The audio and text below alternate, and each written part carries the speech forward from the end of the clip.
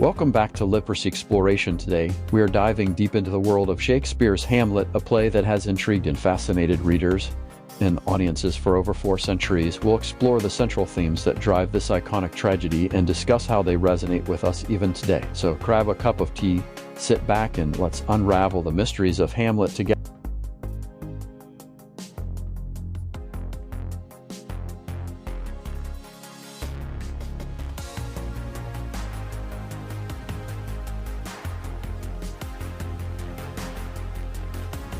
T-H-E-M-E-O-F-R-E-V-N-G.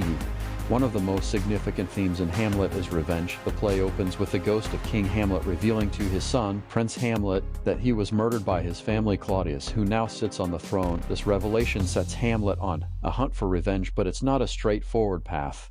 Revenge in Hamlet is portrayed as a destructive force. It consumes Hamlet, causing him to spiral into deep existential contemplation and mistrustfulness. We see him wrestle with the morality of revenge.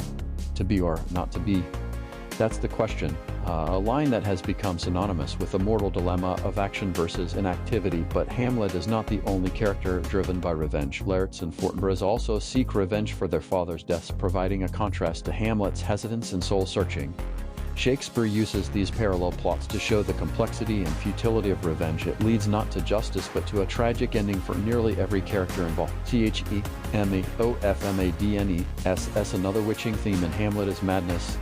Both real and strained. From the moment Hamlet learns of his father's murder, his behavior changes. He decides to put on an antic disposition, a strained madness that he uses to confuse and mislead those around him. But is Hamlet truly mad? That's a question scholars and readers have debated for centuries. His actions are changeable. One moment, he's waxing philosophical. In the coming, he's mercilessly mocking Polonius or punishing Ophelia. This ambiguity keeps the audience on edge and raises questions about the nature of reason itself. And also, there's Ophelia. Unlike Hamlet, whose madness may be a considered act, Ophelia's descent into madness appears genuine and is brought on by a combination of her father's death and Hamlet's rejection. Shakespeare presents her madness with heart-breaking sincerity, emphasizing the impact of the loose world around her. Through Ophelia, Shakespeare shows how innocence and virtue are crushed by the dishonesty and ambition of others. T-H-E-M-E-O-F-D-A-T-H-A-N-D-X-I-S-T-N-T-I-A-L-I-S-M. Death is the pervasive theme in Hamlet. From the opening scene where the ghost appears to the play's bloody conclusion, death looms over every character in plot development. Hamlet is preoccupied with the conception of death, the afterlife, and what it means to die. The famous To Be or Not to Be monologue captures Hamlet's existential crisis. He reflects on the pain and suffering of life and the fear of the unknown that keeps humans clinging to their mortal actuality. His obsession on death is also apparent in the graveyard scene where he famously holds Yorick's skull and contemplates the inevitable decay of all flesh regardless of status or power. Shakespeare uses death not just as a plot device but as a way to explore deeper questions about existence, morality, and the mortal condition. It forces the audience to confront their mortality and think about what comes after life and whether actions in life have any significance beyond death. T-H-E-M-E-O-F-C-O-R-R-U-P-T-I-O-N-A-N-D-D-C-A-Y. Corruption and decay are apparent from the very beginning of Hamlet. The ghost describes Denmark as an unweeded garden that's rank and gross in nature, and we see this conceit play out throughout the play.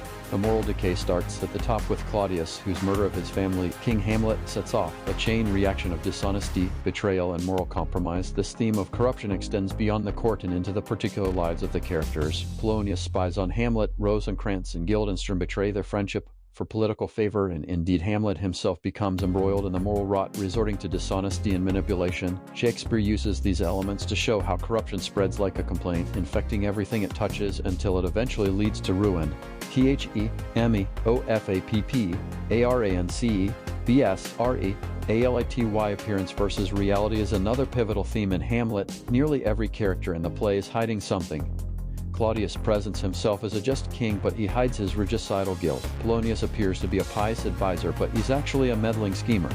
Indeed, Hamlet himself is a master of disguise, putting on his antic disposition to hide his true intentions. The notorious play within a play scene is the epitome of this theme. By carrying the mousetrap, Hamlet uses art to expose the retired reality of Claudius's crime. It's a brilliant moment where Shakespeare blurs the lines between performance and reality, forcing the audience to question what's true and what's simply envisioned. This theme challenges us to look beyond appearances and question the nature of truth in a world where deception frequently prevails. C-O-N-C-L-U-S-I-O-N And so those are the key themes in Shakespeare's Hamlet, from revenge and madness to death and decay. These themes not only drive the narrative, but also provide deep philosophical insights that continue to resonate with us.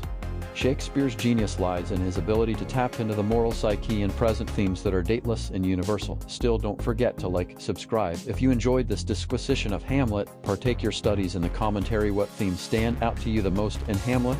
Until coming time, keep exploring the rich and awful world of literature.